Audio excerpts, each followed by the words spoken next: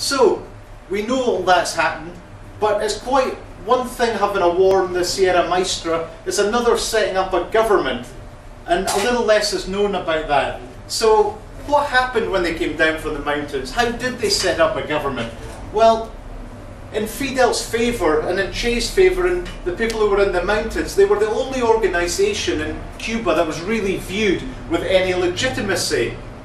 The other parties, the Auténticos, Ortodoxos, the Liberals, they all represented the past and the corrupt past. The old Communist Party had compromised itself, it had done deals with Batista, as well as actually opposed what was going on in the Sierra Maestra. They were very, very critical in the early days of what was happening in the Sierra Maestra, and it wasn't until about mid-1958 that they came on board with Fidel and the guerrillas in the mountains. So therefore the majority of people in Cuba actually accepted the leadership of Fidel, and they formed what was the first political party of Cuba after the revolution, the Organizaciones Revolucionarias Integradas, the Integrated Socialists of Cuba. And then in 1962 they changed it to the Partido Único de la Revolución Socialista, and then today we've still got the PCC, which I mentioned earlier, Partido Comunista de Cuba, and that continues today.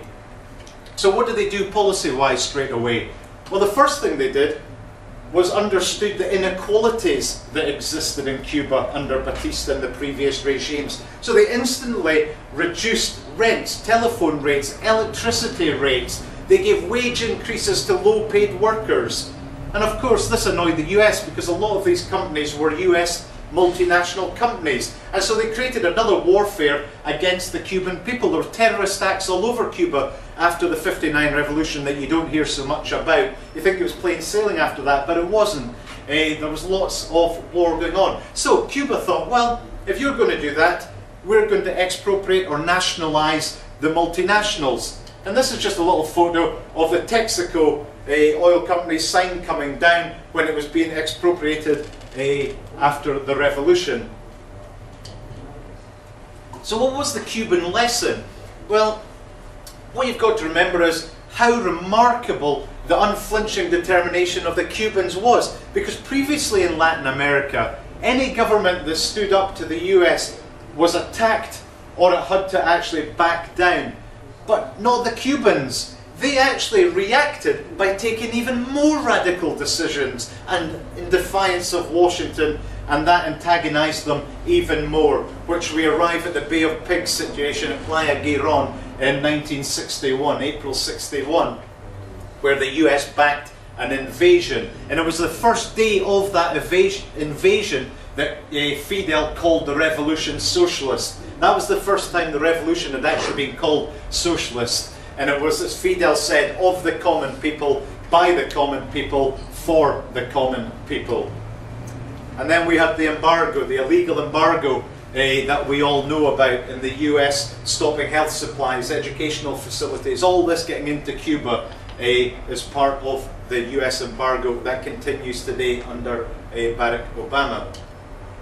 Then, of course, we had the Cuban Missile Crisis in October 1962. And the interesting thing from a Cuban point of view of this is how angry the Cubans were about the whole process. Because one, they weren't told about the negotiations between the Russians and the Americans before they happened, and then Khrushchev delivered the verdict to Fidel.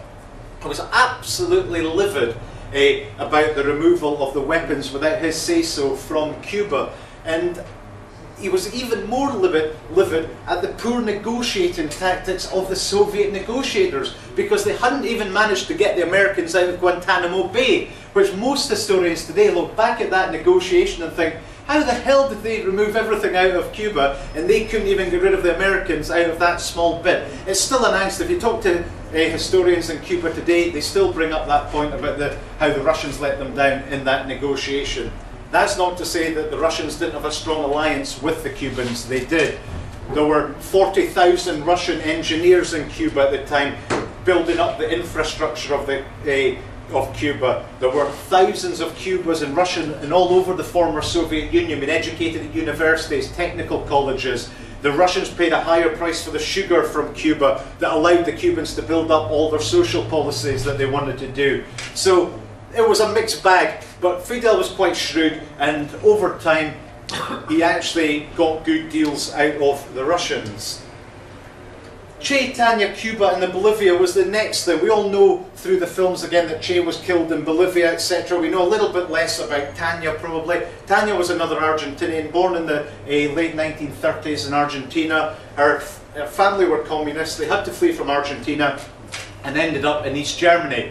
And then she went to Cuba and joined the Cuban Revolution. And she actually went to Bolivia months and months before Che and started integrating in high society circles in Bolivia with a view to helping Che when he got to Bolivia. We've seen the film, so I won't say too much more about it, but when Che went to Bolivia, he thought he would get the help of the Bolivian Communist Party, but there was something called a peaceful coexistence going on between the Soviet Union and the Americans, and they didn't back what Cuba were doing in Bolivia, so the Communist Party of Bolivia refused to help Che. He got into arguments with them, and to cut a long story short, he got stranded, and well, we know the history of that.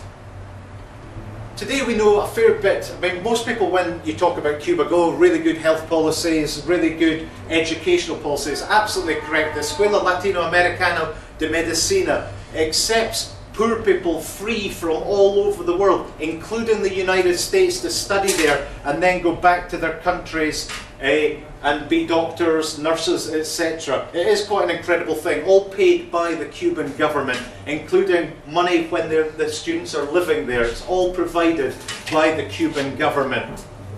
Some of you may have heard of UC Play-Doh. Yes, I can.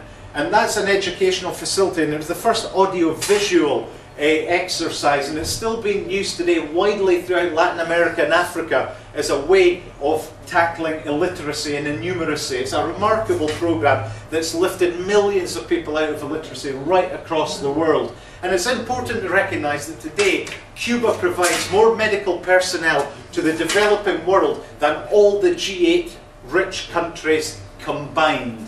Quite a remarkable thing for a poor country. We also know a little bit probably about the Federación de Mujeres Cubanas, the FMC. They were set up in 1960 to promote gender equality and the full integration of women into the economic, political, social and cultural life of Cuba. And that's a very active organisation in every sphere of Cuban life right up until today. Cuban internationalism's well known. Why was Fidel Castro the first person that Nelson Mandela wanted to thank when he was released from Robben Island? Well, here's the answer. Because of Cuban intervention in Angola against the South African forces. Well, a lot of the major countries were either talking about how bad apartheid was or they were actually supporting it. Cuba actually sent military and medical help to the South African people in Angola who were fighting the South African army and the US, and they helped the MPLA, who were the socialist government, on independence in 1975 in Angola. In 1988, Cuba sent more troops back to Angola, again to help in a war against the US-backed South African troops in a battle that's very famous, and it's known as the Quito-Quana Valley, in which both sides claimed victory, but that was the battle that really pushed the South African army back and went a long way to ending apartheid in South Africa. And again, it's worth noting, in addition to soldiers, 430,000 Cuban foreign aid volunteers served in Angola, and at one point 2/3 of all doctors in Angola were Cubans. Quite remarkable. That's just me in Cuba last year with a very good friend of mine, because Juan Marquez. Juan Marquez was a general in the Cuban army, both in 75 and 88 in Angola. And the little story I told you is just a very brief snapshot of what he tells me when we sit down with a bottle of Havana 7-year rum, and he tells me all his great stories. But there's one thing that I would say that he tells me is how frightened he was when he arrived in 1975 for the first time in Angola. Completely different land. He arrived in the dark, and I said, "How scared were you?" He must have been terrified. He said, "Words can't explain it." To be dropped off and put to war, but they knew they were doing the right thing, but it was terrifying, and war wasn't something that you should enter into lightly. Something perhaps our leaders could understand a little bit better.